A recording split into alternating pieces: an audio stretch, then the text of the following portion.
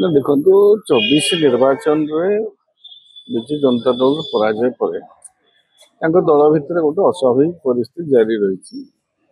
ବିଭିନ୍ନ ନେତା ପରାଜୟର କାରଣ ପାଇଁ ବିଭିନ୍ନ ନେତାଙ୍କୁ ଆରୋପ ପ୍ରତ୍ୟାରୋପ କରିବା ପରେ ଏବେ ଦେଖନ୍ତୁ ନୂଆପଡ଼ା ଉପନିର୍ବାଚନ ପରେ ମଧ୍ୟ ସେ ଝଡ଼ ଜାରି ରହିଛି।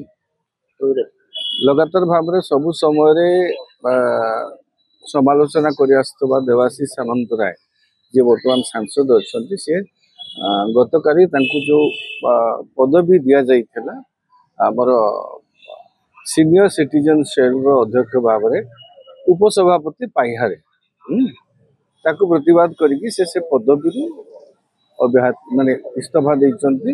ସେ ପଦବୀ ଗ୍ରହଣ କରିବାକୁ ଅନିଚ୍ଛୁକ ଅସମର୍ଥ ବୋଲି ଜଣେଇକିରି କାଲି ସଭାପତି ନବୀନ ପଟ୍ଟନାୟକଙ୍କୁ ଚିଠି ଲେଖିଛନ୍ତି।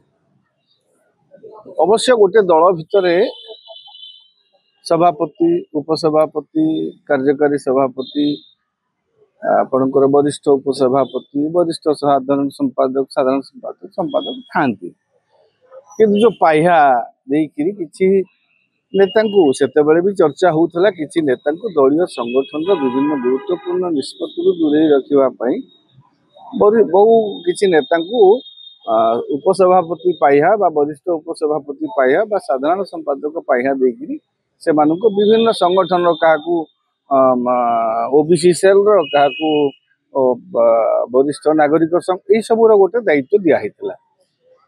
ତ ବହୁତ ଦିନ ତଳେ, ଏଇଟା 2 ମାସ ପାଖାପାଖି ସମୟ ହେଇଗଲାଣି, ହେଲେ ଗତକାଲି ଏଥିରୁ ଇସ୍ତଫା ଦେଇଛନ୍ତି ପଦବୀରୁ ପ୍ରତିବାଦ କରିକିରି କିଏ ଆପଣଙ୍କର ଦେବାଶିଷ ସାମନ୍ତରାୟ।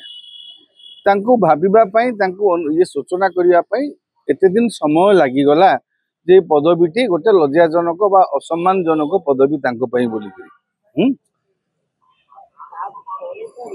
ସେ କହିବା କଥା ଯେ ତାଙ୍କୁ ଯେତେବେଳେ ପଚରାଗଲା ଆପଣ ଦଳରୁ ଇସ୍ତଫା ଦେବେ କି, ସେ ମନା କହିଲେ ନାଇଁ, ନବୀନ ବାବୁ ଯେତେ ଦିନ ପର୍ଯ୍ୟନ୍ତ ଦଳର ନିଷ୍ପତ୍ତି ନଉଥିବେ ମୁଁ ସେତେ ଦିନ ପର୍ଯ୍ୟନ୍ତ ଦଳରେ ଅଛି। ତା ମାନେ ତାଙ୍କ କହିବା ଅନୁସାରେ ସେ ବର୍ତ୍ତମାନ ଦଳରେ ଯେହେତୁ ଅଛନ୍ତି, ଇସ୍ତଫା ଦେଇନାହାନ୍ତି, ନବୀନ ବାବୁ ସବୁ ନିଷ୍ପତ୍ତି ନଉଛନ୍ତି।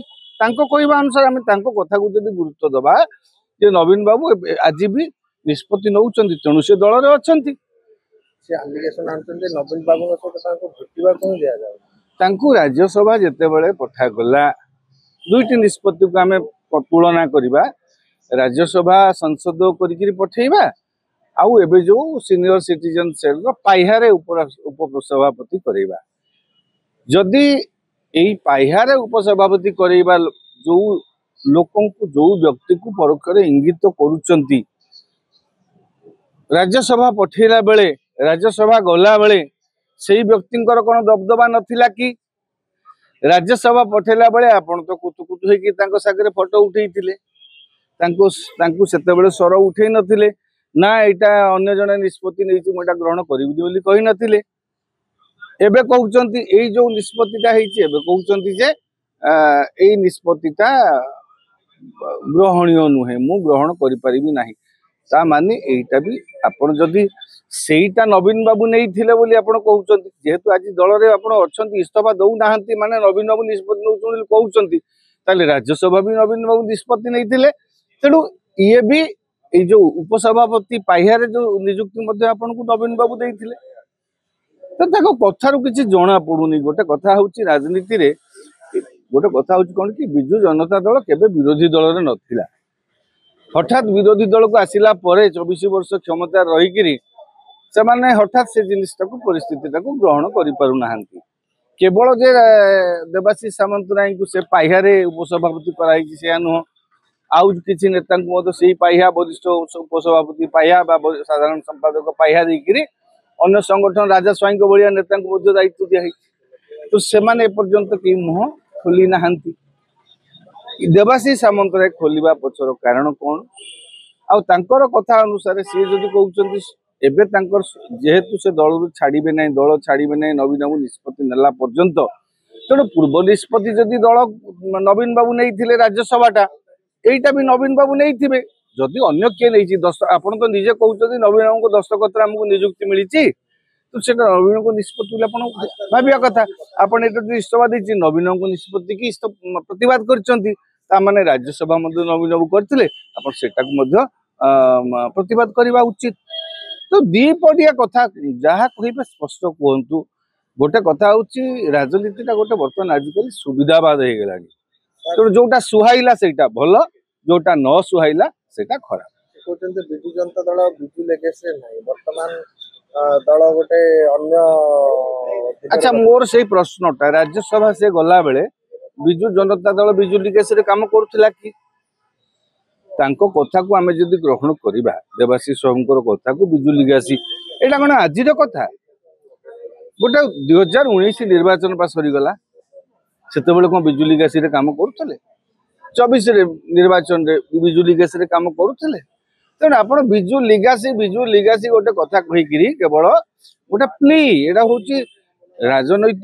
राजनीतिर अन्य नाम बर्तमान है सुविधावाद। जहाँ को जमिति सुहाइला सी सेमिति कहला कौ शब्दटा को कयन कले लोकों द्वारा ग्रहणीय हम से शब्द को व्यवहार कर लिगासी विजु लिगासी। आज्ञा विजु जनता दल प्रतिष्ठा हैला बेले जो नेता माने थिले से माने कोन एबे अछंती आपण सेटा को तो ग्रहण करि पारले। विजय महापात्र गले रामकृष्ण पट्टनायक गले से बहु बड़ बड़ नेता भी दल विदा होते से तो आपण मैंने कि मुह खोली नथिले। एबे विजु लिगासी हेले कौन हम विजु लिगासी बा धीरे धीरे धीरे धीरे धीरे धीरे सेटा खत्म हे आसीची। आपण 19 निर्वाचन कौन विजु लिगासी स्ट्रांग है कि थिला ना विजु लिगासी अनुसार लोक धराबर टेका कनिया प्रबल आसते राजनीति एमएलए एमपी होते आपण से जानी नथिले। निज जदि आज विजु जनता दल क्षमतार था ए शब्द शुणा को पड़ी न था जेहेतु विजु जनता दल बर्तमान सरकार बाहरी जाइए जी जहाँ सुविधा अनुसार कथबार्ता कर।